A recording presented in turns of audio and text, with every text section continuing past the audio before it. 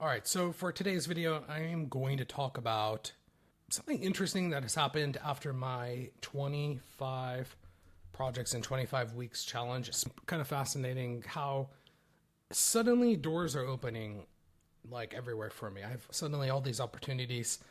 So let's dig into what just transpired. My last full-time role as a software engineer was a couple of years ago. I did pick up some, longer term like contract work, like 6 months, but that was the longest. So I quit working to try to pivot to being like a SaaS entrepreneur, like an indie hacker, bootstrapper. And it first started with this project right here. I called it Unfuck Email. Funny, kind of bold name just to kind of get attention. It was never my intention to keep the name.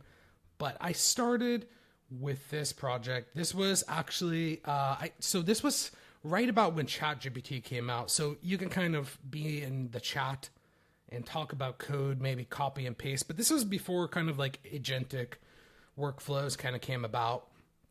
So this took me so long, because I did it by hand, like the old fashioned way. So this took me about 6 months of work. So I grinded for 6 months on this, and I made a browser extension that with a backend app that uses the Gmail API. So the whole idea was like you clean your inbox, you can like mass delete things, you can control very tightly what goes in your inbox or what doesn't. And I built a cool product. I really liked it. I had people testing it. They liked it. And Google basically killed it. They refused to give me API access. They let me publish the Chrome extension. It was almost like they were trying to be cruel. Remember, it's a bloated, big, bureaucratic company. I don't think that was actually the intention, but it sure felt like it. It's like, sure, have your Chrome extension, but good luck. Without API access, you don't really have anything. I had some cool features, but it wasn't meant to be, I guess. I just gave up, and I moved on. And I did a lot of like experimenting. I tried doing agent stuff, AI stuff. I just tried a bunch of stuff, but I always felt like this was a really good product. And something just interesting happened today about this. This is why I'm talking about this. So I decided to open source this, and I made all of these filters. I made an easy tool that you could just like download filters. You add it to Gmail, and it works within your email client, Gmail, Fastmail. No apps, no external thing, no dashboard, no nothing. You just install it. It works seamlessly with the email provider, and it just blocks a bunch of emails.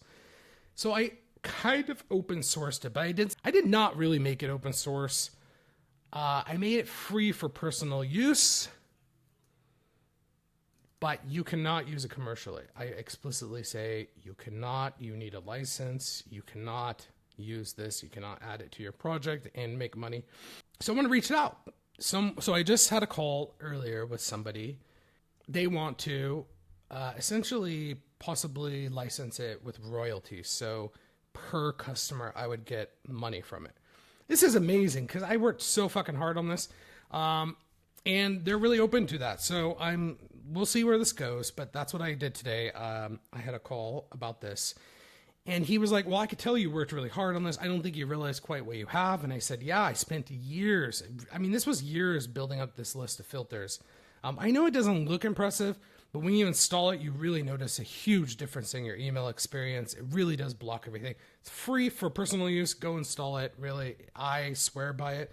He asked me how many people have installed this, and I said, look, I don't know how many people actually implemented it and used it. It's private. It's in your inbox, but 1,000 people have installed this. So I've had many people reach out and say they swear by it. They love it. They're so happy with this. He's one of those people who I talk to. But anyways, that's pretty interesting. Like, I may make money on that in the end. I would love that. I really like this guy. I really hope he is successful. I hope we can make something work, because he wants to approach it from a cybersecurity approach with nonprofits and stuff. I like the guy's thinking on it, so I'm hoping that works out. So what else has happened? A famous music artist their team has reached out, and they tried to hire me to build a version of Channel Surfer. For them, they were already working on something. We've been in conversations back and forth for a while now, a couple months. They straight up asked me to come work for them. I actually turned them down. I said I would consult, but I'm not looking for a full-time or even part-time. I don't want a job. I'm trying to pivot away from working for somebody else. So I did say no. I said I would consult, but it would be more like a hourly basis kind of thing. So what else have I worked on? I finally found a really nasty bug, like a weird bug that it was really hard to figure out what caused it and when it would happen. So I finally figured out a real nasty bug that a bunch of users have emailed me and complained about for Channel Surfer. It's not pushed up. I'm going to get that pushed up later today. That was a big win. Refactored a bunch of code, fixed a few other bugs. So the next release will just be like bug fixes. You can import your channels, but there were some issues, so I did more work on better importing of your data. Yeah, it is going well. Talking to some of the customers, talking to more users. It's so exciting to like actually have customers to talk to, not guess what people want. People are paying. People actually are giving feedback. It's like amazing. So thank you so much for the people who have like responded and gave feedback and suggestions. A lot of people have reported bugs. It's been a huge help. I did want to clarify something. So in the last video, I talked about how I got to basically on paper, $100 MRR. That's like a big number. It's kind of like a milestone. I do want to specify I have made more money than that on Channel Surfer, including sponsorships before that didn't go through Stripe. My total revenue has been $1,200 for the last 2 months. That's been 2 straight months. So really, it's more like 500. But we'll see if I can make that in this next month, because it's been exactly almost 2 months. Then I could say I'm at 500. So fingers crossed that I can keep that going and move up from 500. I did just want to clarify that it is better than it even sounded yesterday. That is basically it for today. Let's see if there's any questions or comments. No hate mail today. Boy, I've been getting a lot of hate on social media. It's tough. I realize that you need hate. If there aren't people hating, I've realized all the algorithms now have coalesced around the same strategy of like, you have to get people riled up or the algorithm doesn't show you. And I do think that's why I'm struggling on YouTube, because I'm not pissing people off. I know it sounds horrible, but it's actually pretty true. Like, if people were on my videos hating and talking shit, a lot of people would be saying positive things as well, and then the algorithm shows you.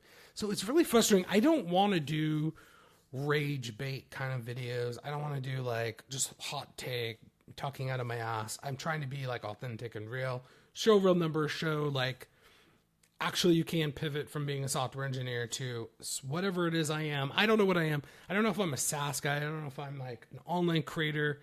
I'm trying to figure that out, but like I want to show it is possible. It's just really hard. And I want to teach people like, don't do what I did. Don't do it this way. Be smarter. I do want to like show how painfully hard this is, just so you don't make those mistakes. That's kind of the whole goal. So I do need more haters, I think. But anyways, if you do find this, if you get any kind of value out of this, please add a comment, add a like. It really helps me out a lot. See you next time.